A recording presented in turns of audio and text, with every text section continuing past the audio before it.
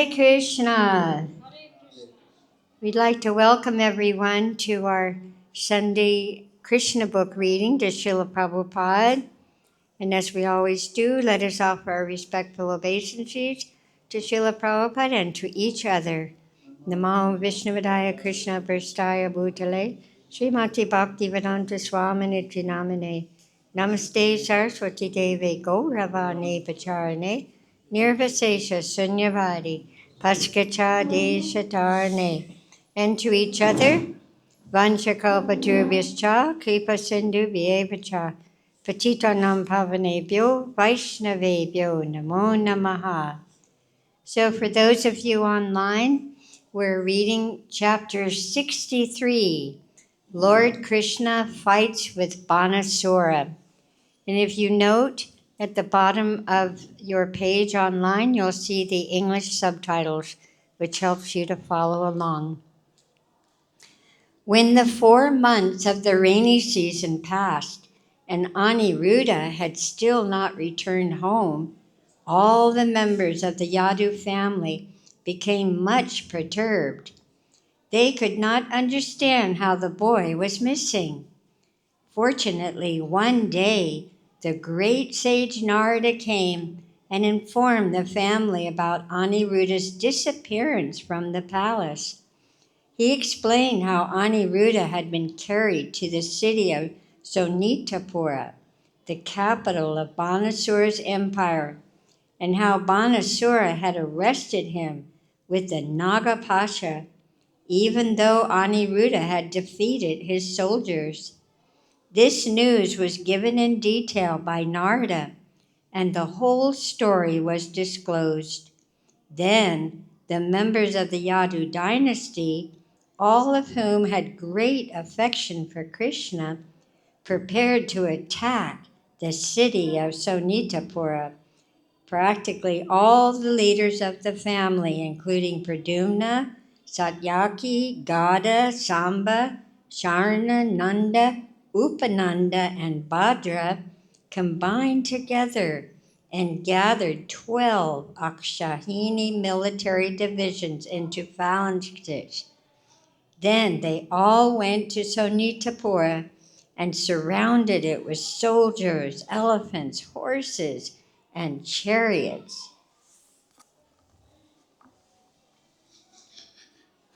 Banasura heard that the soldiers of the Yadu dynasty were attacking the whole city, tearing down various walls, gates, and nearby gardens. Becoming very angry, he immediately ordered his soldiers, who were of equal caliber, to go and face them. Lord Shiva was so kind to Banasura that he personally came as the commander-in-chief of the military force, assisted by his heroic sons Kartikeya and Ganapati. Nandiswara, Lord Shiva, seated on his favorite bull, led the fighting against Lord Krishna and Balarama. We can simply imagine how fierce the fighting was. Lord Shiva with his valiant sons on one side, and Lord Krishna, the supreme personality of Godhead, and his elder brother Sri Balaramji on the other. The fighting was so fierce that those who saw the battle were struck with wonder, and the hairs on their bodies stood up. Lord Shiva was engaged in fighting directly with Lord Krishna. Pradyumna was engaged with Kartikeya, and Lord Balarama was engaged with Banasura's commander-in-chief Kumbhabandha, who were assisted by Gopakarna. Samba, the son of Krishna, fought the son of Banasura, and Banasura fought Satyaki, commander-in-chief of the Yadu dynasty. In this way, the fighting was waged.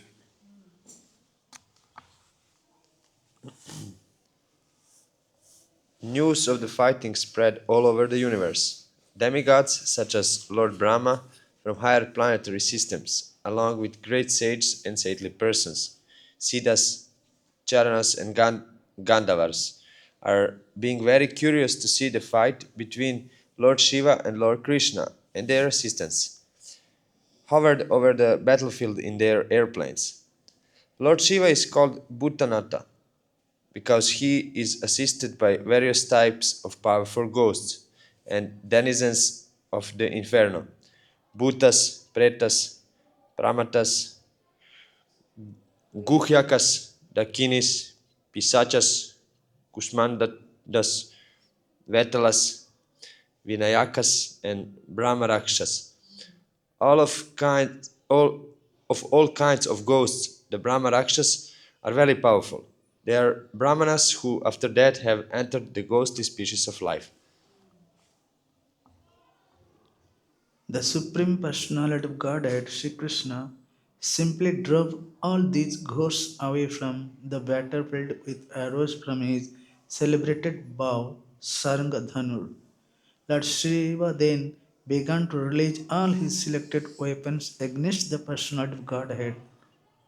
Lord Sri Krishna, without any difficulty, counteracted all these weapons with counter weapons. He counteracted the Brahmastra, similar to the atomic bomb, with another Brahmastra and all an air weapon with a mountain weapon.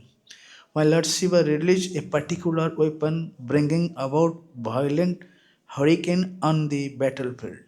Lord Krishna presented just the opposing elements, a mountain weapon, which checked the hurricane on the spot. Similarly, when Lord Shiva released his weapon of devastating fire, Krishna counteracted it with torrents of rain.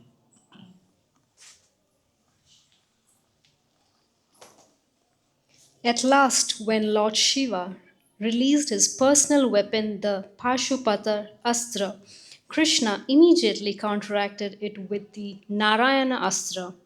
Lord Shiva then became exasperated in fighting with Lord Krishna. Krishna then took the opportunity to release his yawning weapon. When this weapon is released, the opposing party becomes tired, stops fighting, and begins to yawn. Consequently, Lord Shiva became so fatigued that he refused to fight anymore and began yawning. Krishna was now able to turn his attention from the attack of Lord Shiva to the efforts of Banasura, and he began to kill Banasura's personal soldiers with swords and clubs. Meanwhile, Lord Krishna's son Pradyumna was fighting fiercely with Kartikeya, the commander in chief of the demigods. Kartikeya was wounded, and his body was bleeding profusely. In this condition, he left the battlefield and, without fighting anymore, rode away on the back of his peacock carrier. Similarly, Lord Balram smashed Banasura's commander in chief, Kumbhanda, with the strokes of his club. Kupakarna was also wounded in this way, and both he and Kumbhanda fell on the battlefield. Kumbhanda being fatally wounded, without guidance, all of Banasur's soldiers scatter here and there. When Banasura saw that his soldiers and commanders had been defeated, his anger only increased. He thought it wise to stop fighting with Satyaki, Krishna's commander in chief, and instead directly attack Lord Krishna. Now, having the opportunity to use his 1,000 arms, he rushed toward Krishna, simultaneously working 500 bows and 2,000 arrows. Such a foolish person could never measure Krishna's strength. Immediately, without difficulty, Krishna cut each of Banasura's bows into 2 pieces, and to check him from going further, made the horses of his chariot lie on the ground so that the chariot broke to pieces. After doing this, Krishna blew his conch shell, Panchajanya.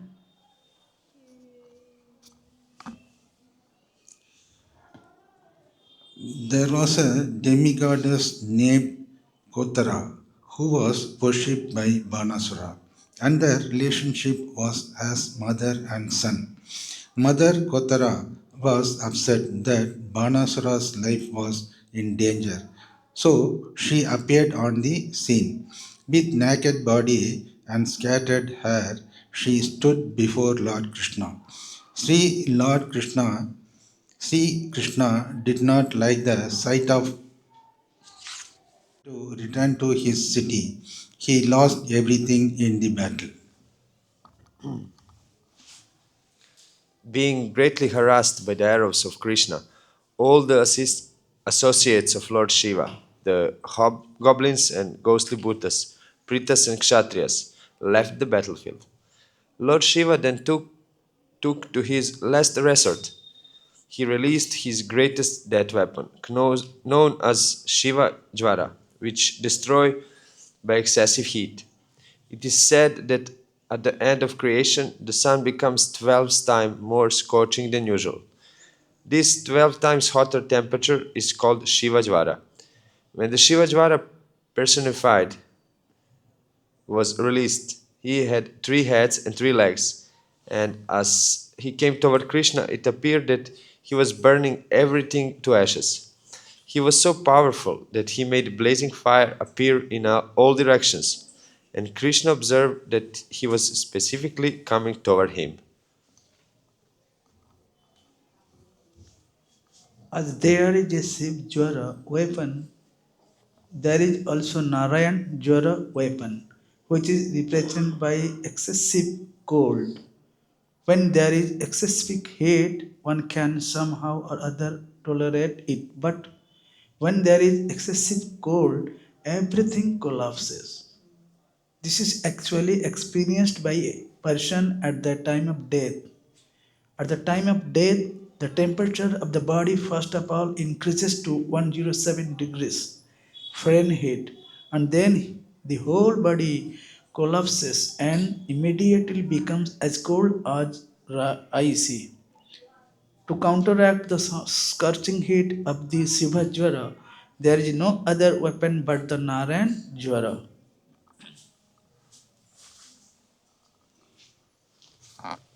Therefore, when Lord Krishna saw that the Shiva Jwara had been released by Lord Shiva, he had no recourse other than to release the Narayan Jwara. Lord Sri Krishna is the original Narayan and the controller of the Narayan Jwara weapon. When the Narayan Jwara was released, there was a great fight between the two Jwaras. When excessive heat is counteracted by extreme cold, it is natural for the hot temperature to gradually reduce. And this is what occurred in the fight between the Shiva Jwara and the Narayana Jwara. Gradually, the Shiva Jwara's temperature diminished, and the Shiva Jwara began to cry for help from Lord Shiva. But Lord Shiva was unable to help him in the presence of the Narayana Jwara.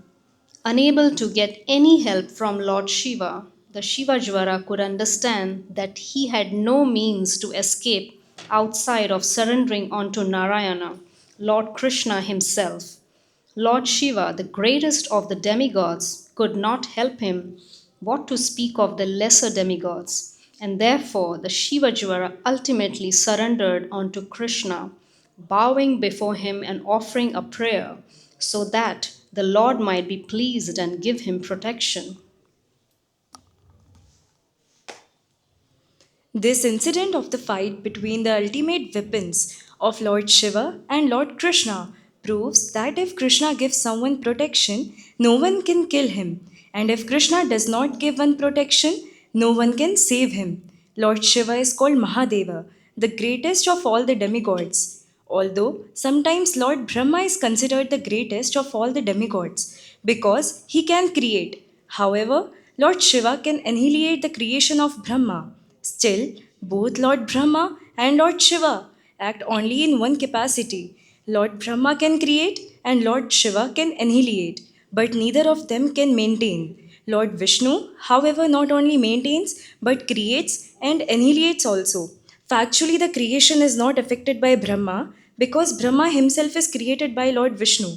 and Lord Shiva is created or born of Brahma, the Shiva Jwara thus understood that without Krishna or Narayana, no one could help him. He therefore rightly took shelter of Lord Krishna and with folded hands began to pray as follows. Yeah, a little slower. My dear Lord, I offer my respectful obeisances unto you, because you have unlimited potencies. No one can surpass your potencies, and thus you are the Lord of everyone. Generally, people consider Lord Shiva the most powerful personality in the material world, but Lord Shiva is not all powerful. You are all powerful. This is factual. You are the original consciousness or knowledge. Without knowledge or consciousness, nothing can be powerful. A material thing may be very powerful, but without the touch of consciousness, it cannot act. A material machine may be gigantic and wonderful, but without the touch of someone conscious and in knowledge, the material machine is useless for all purposes. My Lord, you are complete knowledge, and there is not a pinch of material contamination in your personality. Lord Shiva may be a powerful demigod because of his specific power to annihilate the whole creation. And similarly, Lord Brahma, he may be very powerful because he can create the entire universe. But actually, neither Brahma nor Lord Shiva is the original cause of this cosmic manifestation. You are the absolute truth, the supreme Brahman, and you are the original cause. This original cause of the cosmic manifestation is not the impersonal Brahman effulgence. That impersonal Brahman effulgence rests on your personality. As confirmed in the Bhagavad-Gita, the cause of the impersonal Brahman is Lord Krishna. This Brahman effulgence is likened to the sunshine, which emanates from the sun globe. Therefore, impersonal Brahman is not the ultimate cause. The ultimate cause of everything is the supreme eternal form of Krishna. All material actions and reactions take place in the impersonal Brahman, but in the personal Brahman, the internal form of Krishna, there is no action and reaction.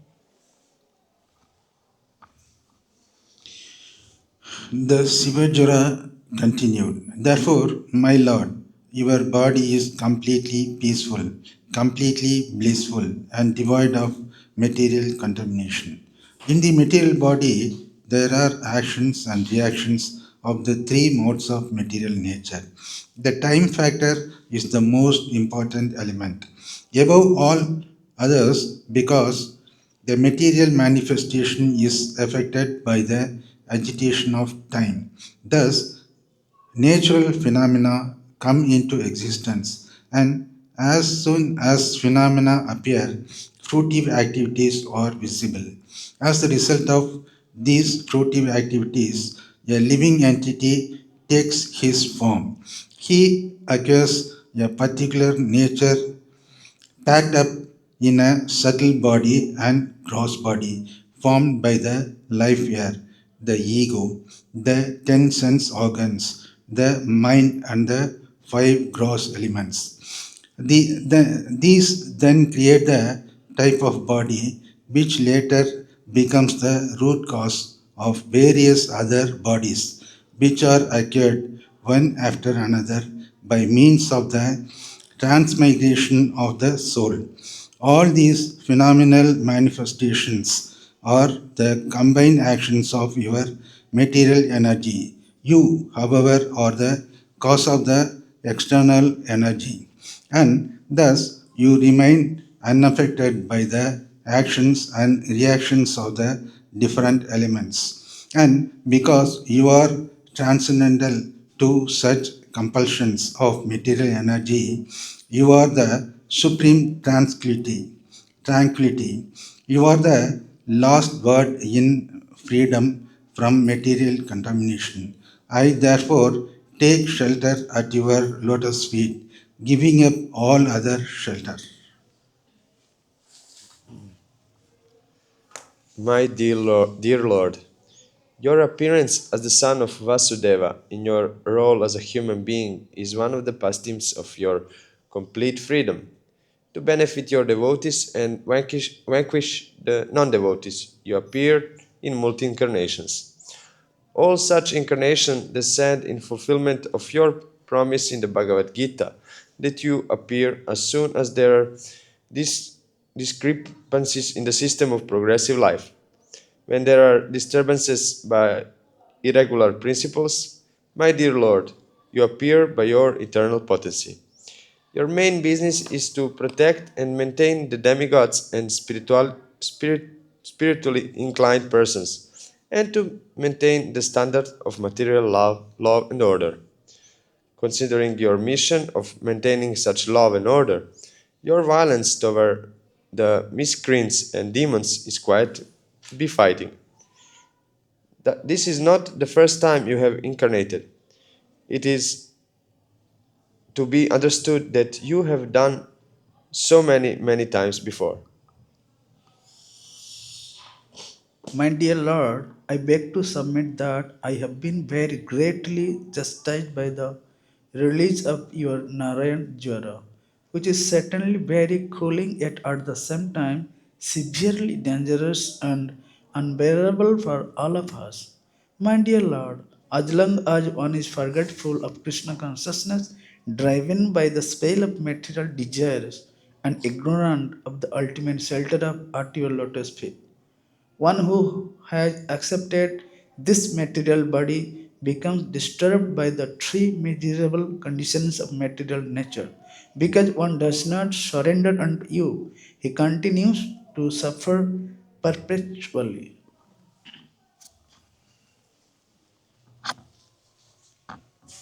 After hearing the Shivajwara, Lord Krishna replied, O three-headed one, I am pleased with your statement. Be assured that there will be no more suffering for you from the Narayana Jwara. Not only are you now free from fear of the Narayana Jwara, but anyone in the future who simply recollects this fighting between you and the Narayana Jwara will also be freed from all kinds of fear. After hearing the Supreme Personality of Godhead, the Shivajwara offered respectful obeisances onto his lotus feet and left. In the meantime, Banasura somehow or other recovered from his setbacks and, with rejuvenated energy, returned to fight. This time, Banasura appeared before Lord Krishna, who was seated on his chariot with different kinds of weapons in his 1,000 hands. Very much agitated, Banasura splashed his different weapons upon the body of Lord Krishna like torrents of rain. When Lord Krishna saw the weapons of Banasura coming at him like water coming out of a strainer, he took his sharp edged Sudarshan disc and began to cut off the demon's 1,000 arms one after another, just as a gardener trims the twigs of a tree with sharp cutters. When Lord Shiva saw that his devotee Banasura could not be saved, even in his presence, he came to his senses and personally came before Lord Krishna and began to pacify him by offering the following prayers. Lord Shiva said, My dear Lord, you are the worshipable object of the Vedic hymns. One who does not know you considers the impersonal Brahma Jyoti to be the ultimate supreme absolute truth. Without knowledge that you exist behind your spiritual effulgence in your eternal abode. My dear Lord, you are therefore called Parabrahman. Indeed, the words Param, Brahman have been used in the Bhagavad Gita to identify you. Saintly persons who have completely cleansed their hearts of all material contaminations, can realize your transcendental form. Although you are all pervading like the sky, unaffected by any material things, only the devotees can realize you and no one else. In the impersonalist conception of your supreme existence, the sky is just like your navel, fire is your mouth, and water is your semen. The heavenly planets are your head, and all the directions are your ears. The earth, Urvi, is your lotus feet. The moon is your mind, and the sun is your eyes. As far as I am concerned, I act as your ego. The ocean is your abdomen, and the king of heaven, Indra, is your arm. Trees and plants are the hairs on your body. The clouds are the hairs on your head, and Lord Brahma is your intelligence. All the great progenitors, known as Prajapatis, are your symbolic representatives, and the religion in your heart. The impersonal features of your supreme body is conceived of in this way. But you are ultimately the supreme person. The impersonal features of your supreme body is only a small expansion of your energy. You are likened to the original fire, and your expansions are its light and heat. Lord Shiva continued, My dear Lord, since you are manifested universally, the different parts of the universe are the different parts of your body, and by your inconceivable potency, you can simultaneously be both localized and universal. In the Brahma Samhita, we also find it stated that although you always remain in your abode, Goloka Vrindavan, you are present everywhere. As stated in the Bhagavad-Gita, you appear in order to protect the devotees, and thus your appearance indicates good fortune for all the universe. All of the demigods are directing different affairs of the universe by your grace only. Thus, the seven upper planetary systems are maintained by your grace. At the end of this creation, all manifestations of your energies, whether in the shape of demigods, human beings, or lower animals, enter into you, and all immediate and remote causes of the cosmic manifestation rest in you without distinctive features of existence. Ultimately, there is no possibility of distinction between you and any other thing on an equal level with you or subordinate to you. You are simultaneously the cause of this cosmic manifestation and its ingredients as well. You are the supreme whole, one without a second. In the phenomenal manifestation, there are three stages: the stage of consciousness, the stage of semi consciousness and dreaming, and the stage of unconsciousness. But your lordship is transcendental to all these different material stages of existence. You exist, therefore, in a fourth dimension, and your appearance and disappearance do not depend on anything beyond yourself. You are the supreme cause of everything, but of you there is no cause. You yourself cause your own appearance and disappearance.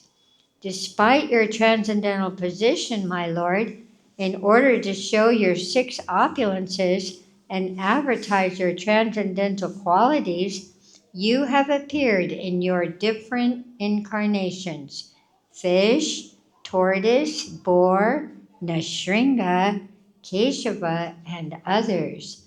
By your personal manifestation, and you have appeared as different living entities by your separated manifestations.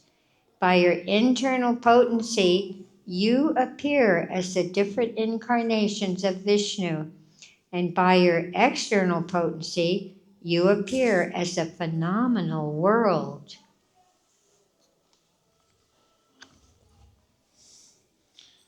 On a cloudy day, to the common man's eyes, the sun appears to be covered, But the fact is that because the sunshine creates the cloud, the sun can never actually be covered, even though the whole sky may be cloudy. Similarly, less intelligent men claim that there is no God.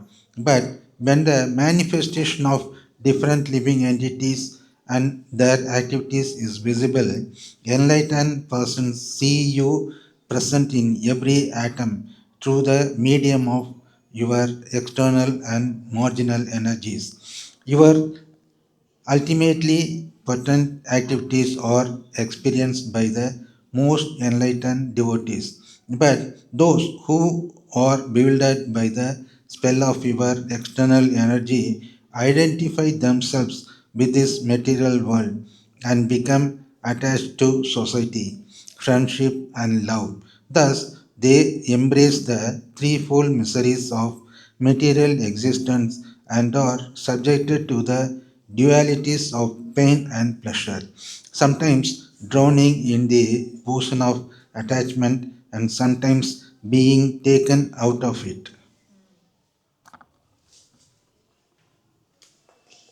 My dear Lord, only by your mercy and grace can the living entity get the human form of life, which is a chance to get out of the miserable condition of material existence. However, a person who possesses a human body but who cannot bring his senses under control is carried away by the waves of sensual enjoyment. As such, he cannot take shelter of your lotus feet and thus engage in your devotional service.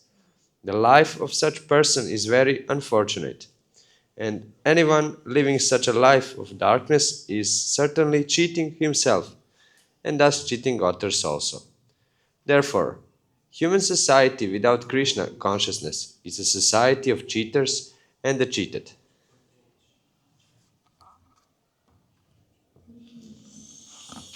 My Lord, you are actually the dear most super soul of all living entities and the supreme controller of everything.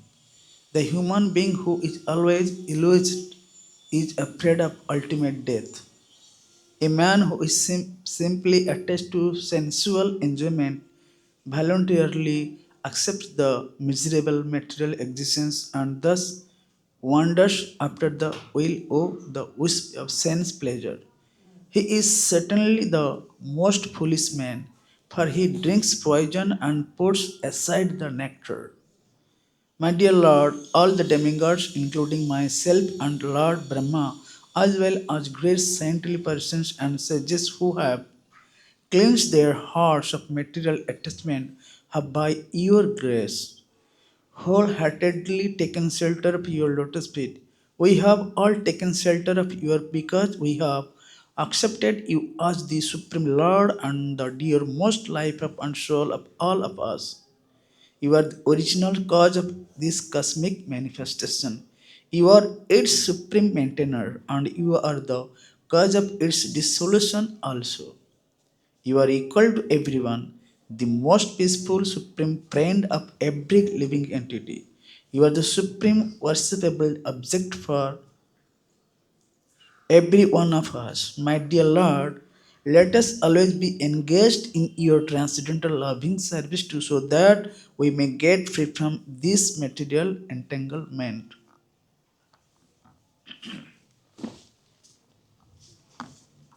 Finally, my lord, I may inform you that this Banasur is very dear to me.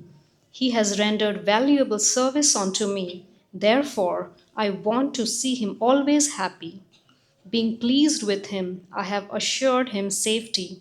I pray to you, my lord, that as you were pleased with his forefathers, King Prahlad and Bali Maharaj, you will also be pleased with him. After hearing Lord Shiva's prayers, Lord Krishna replied, My dear Lord Shiva, I accept your statements and I also accept your desire for Banasura. I know that this Banasura is the son of Bali Maharaj, and as such I cannot kill him, for this is my promise. I gave a benediction to King Prahlad that the demons who would appear in his family would never be killed by me, Therefore, without killing this Banasura, I have simply cut off his arms to deprive him of his false prestige. The large number of soldiers he was maintaining became a burden on this earth, and I have killed them all to minimize the burden. Now he has 4 remaining arms, and he will remain immortal, unaffected by material pains and pleasures. I know that he is one of the chief devotees of your lordship, so you can now rest assured that henceforward he need have no fear of anything.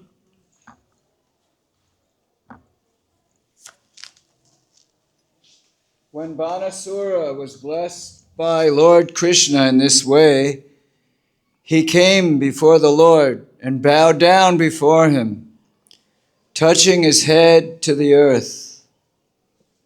Banasura immediately arranged to have his daughter Usha seated with Aniruddha on a nice chariot, and then he presented them before Lord Krishna. After this, Lord Krishna took charge of Aniruddha and Usha, who had become very opulent materially because of the blessings of Lord Shiva, thus keeping forward a division of 1 Akshohini of soldiers. Krishna proceeded toward Dwaraka. In the meantime, all the people of Dwaraka, having received the news that Lord Krishna was returning with Aniruddha and Usha in great opulence, decorated every corner of the city with flags, festoons, and garlands. All the big roads and crossings were carefully cleansed and sprinkled with sandalwood pulp mixed with water. Everywhere was the fragrance of sandalwood. All the citizens joined with their friends and relatives to welcome Lord Krishna with great pomp and jubilation, and a tumultuous vibration of conch shells, drums, and bugles received the Lord. In this way, the Supreme Personality of Godhead Krishna entered his capital, Dwaraka.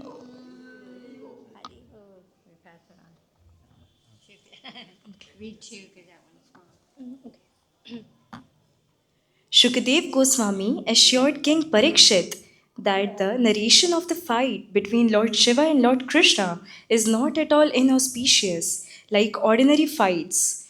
On the contrary, if one remembers in the morning the narration of this fight between Lord Krishna and Lord Shiva and takes pleasure in the victory of Lord Krishna, he will never experience defeat anywhere in his struggle of life.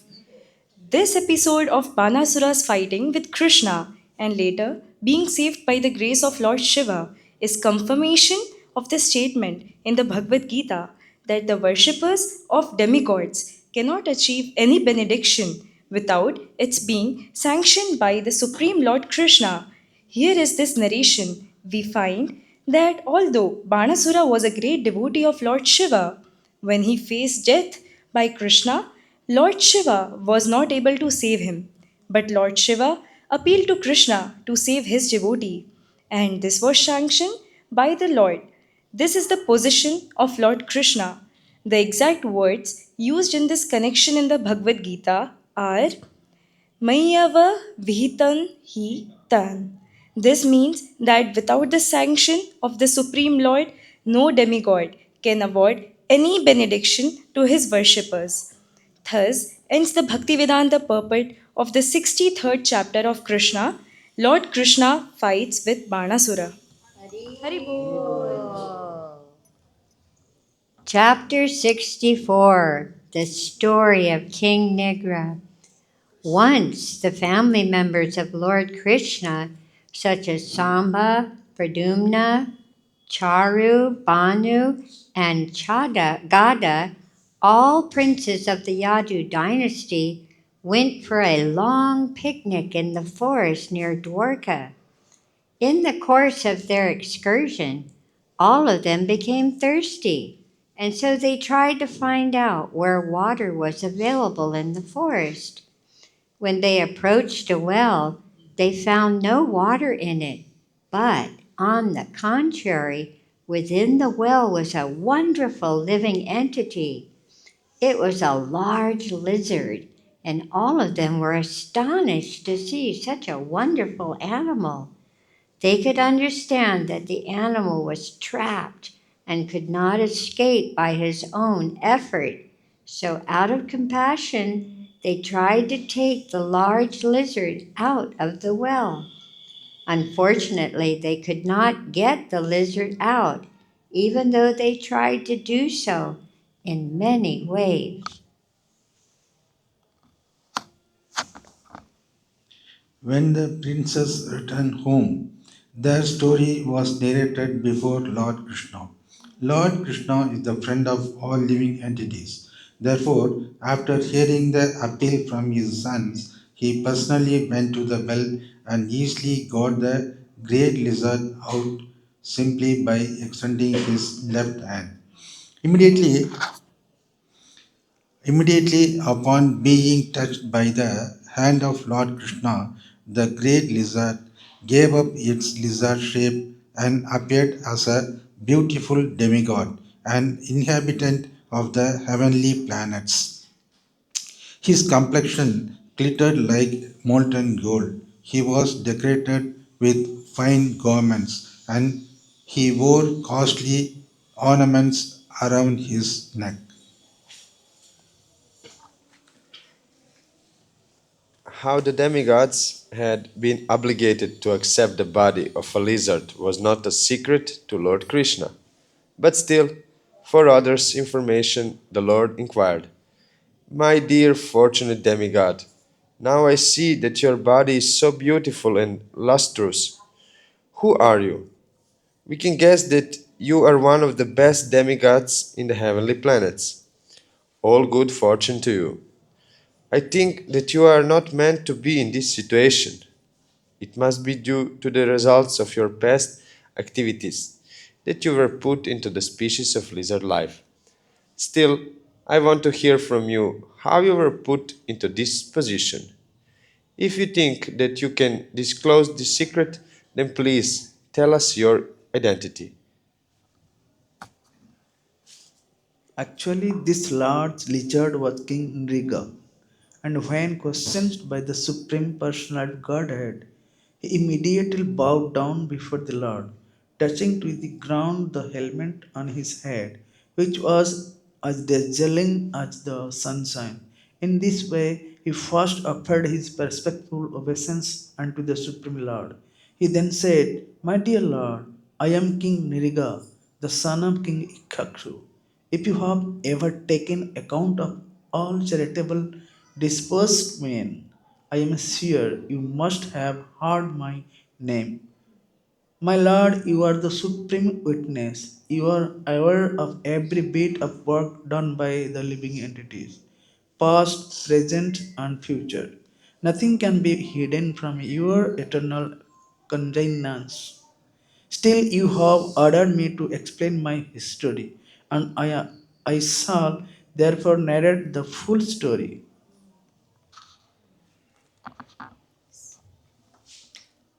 King Riga proceeded to narrate the history of his degradation caused by his karmakan activities. He said that he had been very charitably disposed and had given away so many cows that the total was equal to the number of particles of dust on the earth, stars in the sky, or drops of water in a rainfall. According to the Vedic ritualistic ceremonies, a man who is charitably disposed is recommended to give cows to the Brahmanas. From King Nriga's statement, it appears that he followed this principle earnestly.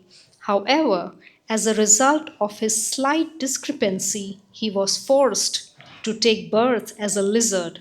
Therefore, it is recommended by the Lord in the Bhagavad-Gita that one who is charitably disposed and desires to derive the benefit of his charity should offer his gifts to please Krishna.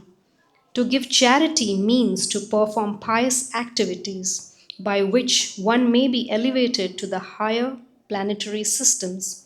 But promotion to the heavenly planets is no guarantee that one will never fall down. Rather, the example of King Nriga definitely proves that fruitive activities, even if very pious, cannot give us eternal blissful life. As stated in the Bhagavad Gita, the result of work, either pious or impious, is sure to bind a man unless the work is discharged as yajna on behalf of the Supreme Personality of Godhead.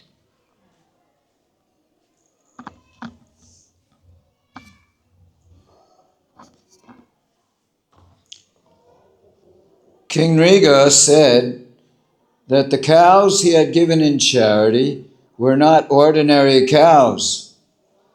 Each one was very young and had given birth to only one calf. They were full of milk, very peaceful and healthy. All the cows were purchased with money earned legally. Furthermore, their horns were gold-plated, their hooves were bedecked with silver plating, and they were covered with necklaces and with silken wrappers embroidered with pearls. He stated that these valuably decorated cows had not been given to any worthless persons, but had been distributed to first-class Brahmins, whom he had also decorated with nice garments and gold ornaments. The Brahmanas were well qualified, and since none of them were rich, their family members were always in want for the necessities of life. A real Brahmin never hoards money for a luxurious life, like the Kshatriyas or the Vaishyas, but always keeps himself poverty-stricken, knowing that money diverts the mind to materialistic ways of life. To live in this way is the vow of a qualified Brahmin. And all of these Brahmanas were well situated in that exalted vow. They were well learned in knowledge. They executed the required austerities and penances in their lives and were liberal, meeting the standard of qualified Brahmins. They were equally friendly to everyone. Above all, they were young and quite fit to act as qualified Brahmins. Besides the cows, they were also given land, gold, houses, horses, and elephants. Those who were not married were given wives, maidservants, grains, silver, utensils, garments, jewels, household furniture, chariots, etc. The charity was nicely performed as a sacrifice according to the Vedic rituals. The king also stated that not only had he bestowed gifts upon the Brahmins, but he had also performed other pious activities such as digging wells, planting trees on the roadside, and installing ponds along the highways. The king continued, "In spite of all this, unfortunately, one of the Brahmana's cows that I had given in charity chanced to enter amongst my other cows. Not knowing this, I again gave it in charity to another Brahmana. As the cow was being taken away by this Brahmana, its former master claimed it as his own, stating, "This cow was formerly given to me, so how is it that you are taking it away?" Thus there was arguing and fighting between the two Brahmanas, and they came before me and charged that I had taken back a cow I had previously given in charity.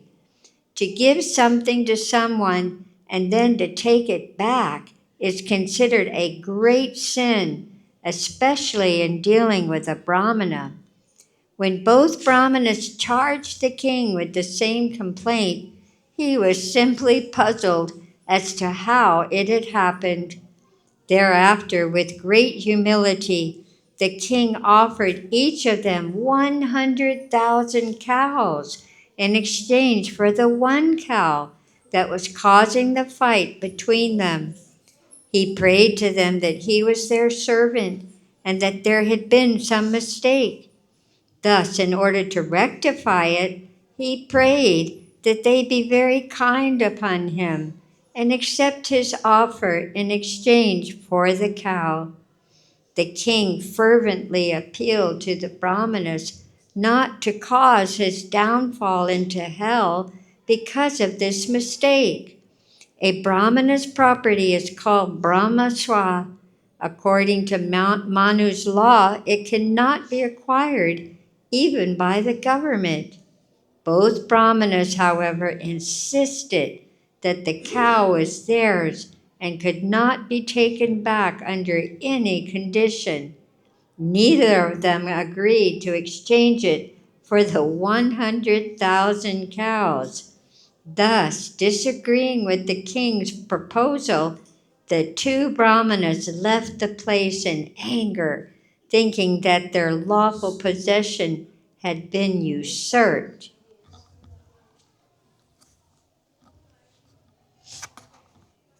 After this incident, when the time came for the king to give up his body, he was taken before Yamaraj, the superintendent of death, who asked him whether he first wanted to enjoy the results of his pious activities or suffer the results of his impious activities. Seeing that the king has executed so many pious activities and charities, Yamaraj also hinted that he did not know the limit of the king's future enjoyment.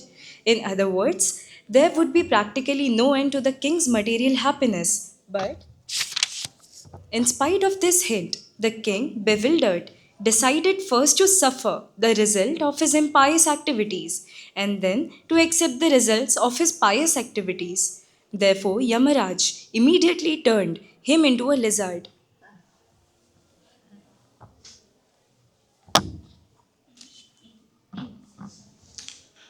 King Nirga had remained in the well as a big lizard for a very long time. He told Lord Krishna, "In spite of being put into that degraded condition of life, I simply thought of you, my dear Lord, and my memory was never vanquished." It appeared from these statements of King Nriga that persons who follow the principles of fruitive activities and derive some material benefits are not very intelligent. Being given the choice by the superintendent of death, Imraja, King Nriga could have first accepted the result of his pious activities. Instead, he thought it better first to receive the effects of his impious activities and then enjoy the effects of his pious activities without disturbance. On the whole, he had not developed Krishna consciousness. The Krishna conscious person develops love of God, Krishna, not love for pious or impious activities. Therefore, he is not subjected to the results of such action. As stated in the Brahma Samhita, a devotee, by the grace of Lord, is not subjected to the reactions of fruitive activities. Somehow or other, as a result of his pious activities, King Nriga had aspired to see the Lord. He continued, "My dear Lord, I had a great desire that someday I might be able to see you personally. I think that this great desire to see you, combined with my tendency to perform ritualistic and charitable activities, has enabled me to retain the memory of who I was in my former life, even though I become a lizard. Such a person who remembers his past life is called Jatismara. In modern times, also there are instances of small children recalling many details of their past lives. My dear Lord, you are the super soul seated in everyone's heart. There are many great mystic yogis who have the eyes to see you through the Vedas and Upanishads. To achieve the elevated position of realizing that they are equal in quality with you, they always meditate on you within their hearts. But although such exalted saintly person may see you constantly within their hearts, they still cannot see you face to face. Therefore, I am very much surprised that I am able to see you personally. I know that I was engaged in so many activities, especially as a king. Although I was in the midst of luxury and opulence and was subjected to so much of the happiness and misery of material existence, I am so fortunate to be seeing you personally. As far as I know, when one becomes liberated from material existence, he can see you in this way. When King Nriga elected to receive the result of his impious activities, he was given the body of a lizard because of the mistake in his pious activities. Thus, he could not be directly converted to a higher status of life like a great demigod. However, along with his pious activities, he thought of Krishna, so he was quickly released from the body of a lizard and given the body of a demigod. By worshipping the Supreme Lord, the who desire material opulence are given the bodies of powerful demigods. Sometimes these demigods can see the Supreme Personality of Godhead face to face, but they are still not yet eligible to enter into the spiritual kingdom, the Vaikuntha planets. However, if the demigods continue to be devotees of the Lord, the next chance the great get they will enter into the Vaikuntha planet.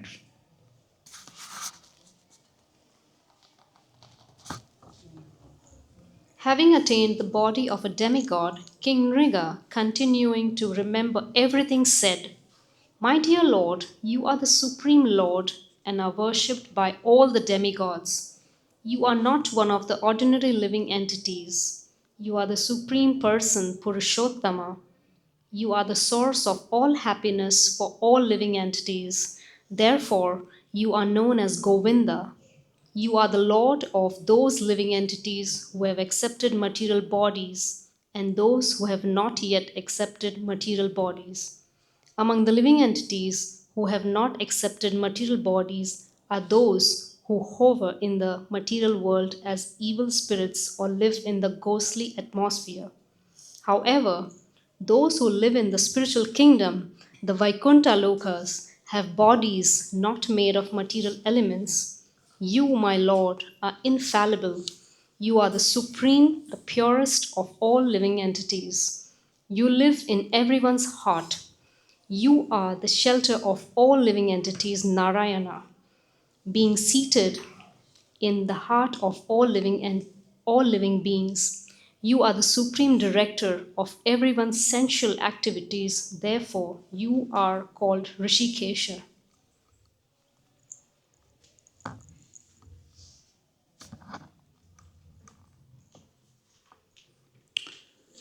My dear Supreme Lord Krishna, because you have given me this body of a demigod, I will have to go to some heavenly planet.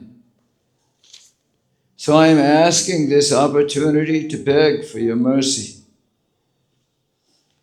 I pray that I may have the benediction of never forgetting your lotus feet, no matter to which form of life or planet I may be transferred. You are all pervading, present everywhere as cause and effect. You are the cause of all causes, and your power is unlimited. You are the absolute truth, the Supreme Personality of Godhead, and the Supreme Brahman. I therefore offer my respectful obeisances unto you again and again. My dear Lord, your body is full of transcendental bliss and knowledge, and you are eternal. You are the subject master. You are the spiritual master of all mystic powers. Therefore, you are known as Yogeshwar. Kindly accept me as an insignificant particle of dust at your lotus feet.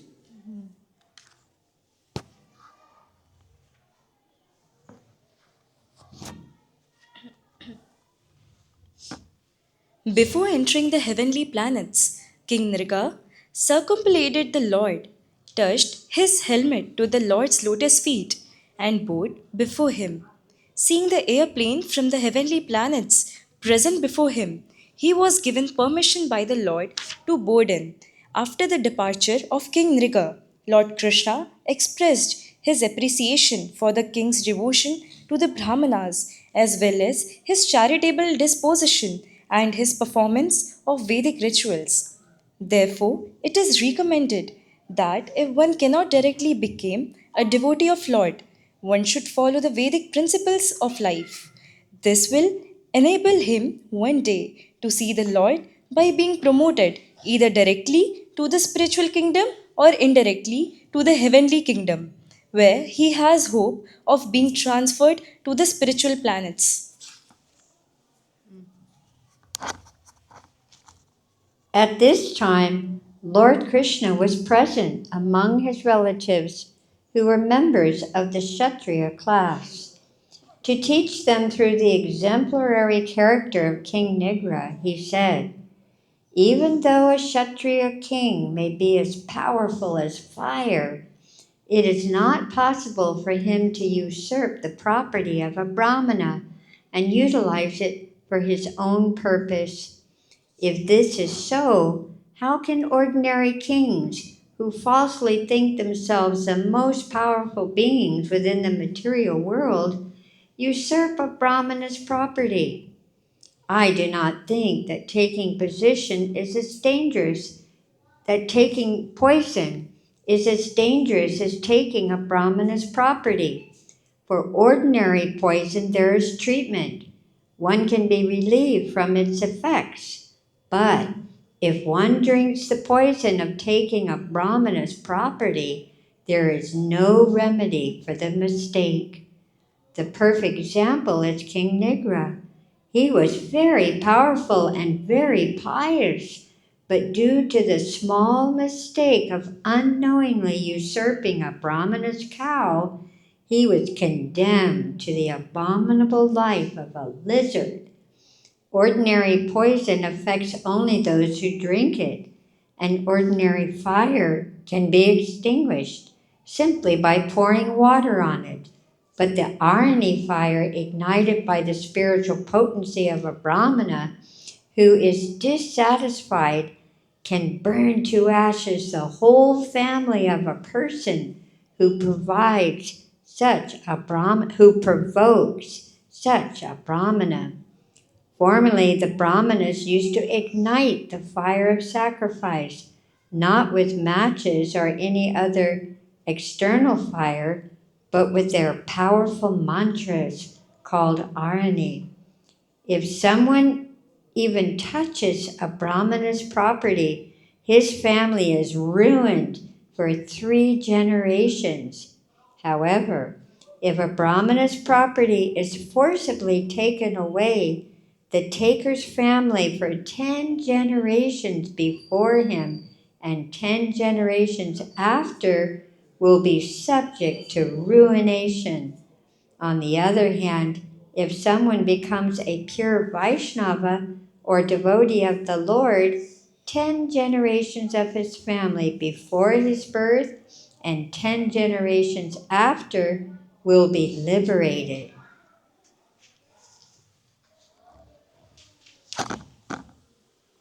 Lord Krishna continued, if some foolish king who is puffed up by his wealth, prestige, and power wants to usurp a Brahmana's property, he should be understood to be clearing his path to hell. He does not know how much he has to suffer for such an unwise act. If someone takes away the property of a very liberal Brahmana who is encumbered by a large dependent family, then such a usurper is put into hell known as Kumbhabika.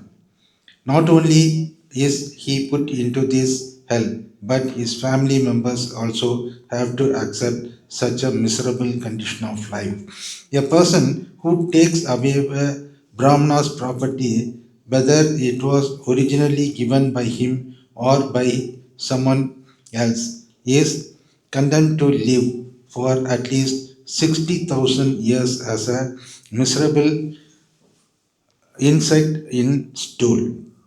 Therefore, I instruct you, all my boys and relatives present here, do not even by mistake take the possessions of a Brahmana and thereby pollute your whole family. If someone even wishes to possess such property, let alone attempt to take it away by force, the duration of his life will be reduced. He will be defeated by his enemies and after being bereft of his royal position. When he gives up his body, he will become a serpent, giving trouble to all other living entities. My dear boys and relatives, I therefore advise you that even if a Brahmana becomes angry with you and calls you by ill names or curses you, still you should be retaliate. You should not retaliate. On the contrary, you should smile, tolerate him, and offer you respects to the Brahmana. You know very well that even I myself offer my obeisances to the Brahmana with great respect 3 times daily, you should therefore follow my instruction and example. I shall not forgive anyone who does not follow them, and I shall punish him. You should learn from the example of King Nrga that even if someone unknowingly usurps the properties of a Brahmana, he is put into a miserable condition of life.